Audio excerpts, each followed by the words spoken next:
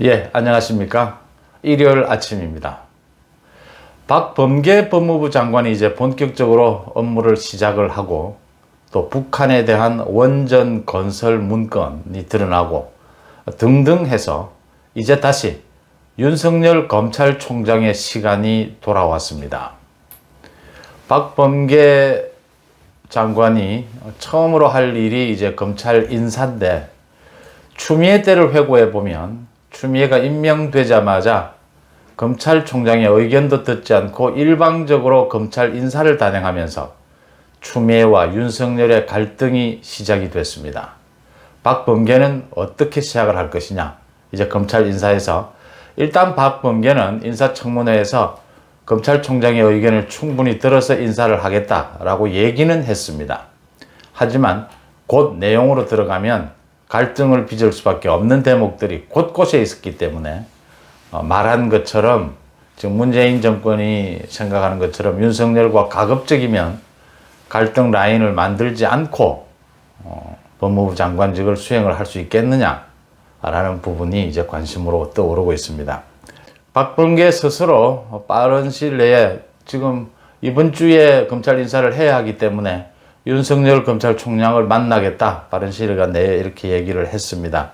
인사에 대한 원칙이 정해지는 대로 윤석열 총장과 만나서 협의하겠다. 이제 일선 검사들에 대한 인사는 추미애가 다 했고 이제 박범계는 고위급, 중간 간부급 이제 검찰 인사를 하게 되는데 검찰총장의 의견을 듣겠다 했는데 핵심은 간단합니다. 친정부 검사인 지금 가전 문재인 정부의 권력형 비리 수사를 혼자서 다 틀어막고 있던 이승윤 중앙지검장이 어떻게 처리되느냐. 그 다음 윤석열 찍어내기에 1인 5역을 했다라고 알려져 있는 심재철 법무부 검찰국장이 어떻게 되느냐. 이 두 가지에다 3번씩이나 추미애에게 좌천을 당했던 한동훈 검사장이 이번에는 다시 검찰 간부로 복귀를 하느냐. 그 다음에 원전 수사를 진행하고 있는 이두봉 대전지검장이 그 자리에 그대로 원전 수사를 계속 맡고 대전지검장으로 그대로 있느냐. 그러니까 이성윤, 심재철, 한동훈, 이두봉 이 4명이 어떻게 자리를 옮기게 되느냐라는 부분, 어떤 보직을 받게 되느냐라는 부분이 가장 큰 관심입니다. 이 인사에서 곧바로 쟁점이 될 수밖에 없는 게 지금 대전지검에서 하고 있는 원전 수사와 그 다음 수원지검에서 하고 있는 소위 김학의 불법 출금에 대한 수사 이 두 건입니다. 이 두 건에 대해서 이 박범계가 어떻게 대응을 할 것이냐라는 부분입니다. 박범계는 이 건에 대해서도 이미 이 김학의 부분에 대해서는 이미 인사청문회 때 공수처로 이첩할 필요성이 있다라고 이야기를 했습니다. 또 권익위도 김학의 사건을 공수처로 이첩해야 한다 이렇게 의견을 내놓은 상태입니다. 김학의 사건을 공수처로 이관을 할 것이냐, 또 이 원전 수사, 지금 아주 뜨거운 감자로 떠오른 이 원전 수사, 이 월성 원전 1호기 경제성 평가 조작, 그 다음에 감사에 저항한 부분, 그 자료를 집단 폐기한 부분, 그 다음 이제 북한 원전 지원 부분, 이렇게 확대가 되어 있는 이 원전 수사에 대해서 수사 지휘권을 발동할 거냐, 이 부분입니다. 먼저 박범계는 일단 이성윤이나 심재철 같은 이 현 정부 라인은 어느 정도 살려두고 싶고, 또 한동훈이나 이두봉과 같은 경우에도 이 윤석열과 적절한 선에서 타협을 하면서 윤석열과 갈등 라인을 최소화하도록 생각을 할 겁니다. 윤석열을 지금 지난 한 달 동안 법무부 장관 이제 교체를 하면서 윤석열과 갈등 라인이 좀 사라지게 되면서 국민들 사이에 윤석열이 전면으로 나서는 일은 좀 없었지 않습니까? 이렇게 윤석열과 가급적이면 갈등 라인을 만들지 않겠다라는 게 문재인 정부 생각, 박범계가 문재인 대통령으로부터 받은 어떤 지시, 오더일 것인데 문제는 그게 가능하겠느냐라는 겁니다.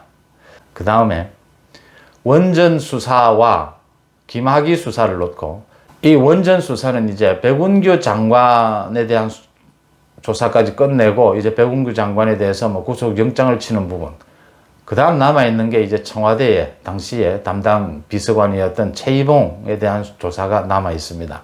그 다음 순서고, 그만큼 원전 수사는 이미 많은 부분이 진행이 됐기 때문에 이 부분에 대해서 수사 지휘권을 발동을 할 거냐.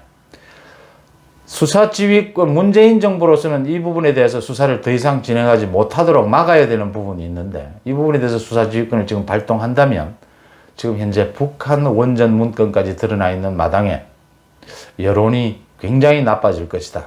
도대체 이 부분을 어떻게 처리할 거냐.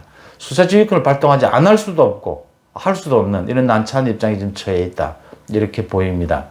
그 다음에 김학의 불법 출금에 대한 사건 수사, 이건 공수처로 이첩을 하겠다라고 지금 박범계가 인사청문회 때 얘기를 하긴 했지만, 공수처가 지금 이 처장과 차장 두 사람만 뽑아놓은 상태입니다. 지금 검사들을 충원하는데 적어도 한 달 반 정도는 넘게 걸릴 것이기 때문에 지금 아무 조직도 갖춰지지 않는 공수처에 사건을 이첩한다라는 것은 사건을 뭉개겠다라는 거하고 똑같기 때문에 이 부분 역시 김학의 이 부분 역시 지금 공수처로 이첩을 당장 결정하기에는 굉장히 곤혹스러운 부분이 있다. 여론의 지탄이 쏟아질 것이기 때문입니다. 이 두 가지의 건에 대해서 박범계가 어떤 해답을 내놓고 윤석열과 대치하게 될 거냐, 윤석열과 협의를 하게 될 거냐, 이 부분을 지켜봐야 되고요. 이제 이성윤이라든지 친정부계 검사장급들이 힘이 빠지면서 지금 송철호 사건이라든지 라임 옵티머스라든지 모든 부분들에 지금 추미애가 수사지휘권이나 인사권을 통해서 틀어막고 있던 이 권력형 비리에 대한 수사들이 다시 활기를 띠고 있습니다. 이 부분들은 또 어떻게 막을 것이냐. 지금 원전 수사, 김학의 수사, 이 두 건과 그 다음 검찰 간부 인사, 이 세 가지 건을 놓고 이번 주에 윤석열과 박범계가 어떤 모양으로 협의를 하느냐, 어떤 모양으로 또 수사 지휘권이 발동이 되느냐, 또 공수처 이첩을 하는 이런 무리한 수를 박범계가 둘 거냐 하는 부분들이 가장 관심이 되는데, 결국은 부딪힐 수밖에 없다. 지금 문재인 정부로서는 원전 수사를 막지 않을 수가 없고 김학의 수사를 막지 않을 수가 없는 상황입니다. 두 건 모두 수사의 끝은 청와대에 와 있기 때문에 이 두 건 모두를 막아야 하는데 도대체 어떻게 막을 것이냐 하는 방법입니다. 제가 보기에는 어떻게 해서든지 이 대전지검의 원전 수사, 이 원전 수사 다시 지금 감사원의 원전에 대한 탈원전에 대한 감사도 들어가 있는 마당에 이 대전지검의 원전 수사에 대해서는 수사 지휘권을 발동하지 않을 수가 없는 수사 지휘권을 발동해야 하는데, 지금 국민 여론이 워낙 들끓고 있기 때문에 그 시기 조절을 하게 될 것이다. 그 다음 김학의 사건에 대해서도 지금 공수처로 이첩을 해야 하는데 공수처가 조직이 제대로 만들어지지 않고, 공수처장도 얘기하지 않았습니까? 6월 말까지 조직이 정비되기 전에 어떻게 사건 이첩을 논의할 수 있겠느냐. 이런 상황에서 지금 이첩을 앞당기기는 굉장히 어려운 상황이다. 박범계가 자기는 마무리 투수다 이렇게 얘기를 했지만 패전 투수 아니냐 이런 얘기도 나옵니다. 이미 윤석열 검찰 또 윤석열 검찰 개혁은 완전히 실패를 한 거거든요.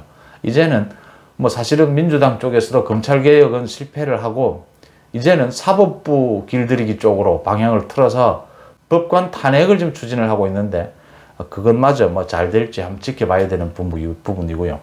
어쨌든 가장 관심을 끄는 것은 이번 주에는 윤석열 박범계가 어떤 형태로 업무 협의를 하게 되면서 그 갈등이 어쩔 수 없이 갈등을 겪을 수밖에 없는데, 그 갈등이 또 어떤 형태로 드러나느냐, 어느 시기에 드러나게 되느냐라는 부분들을 한번 지켜볼 대목입니다. 고맙습니다.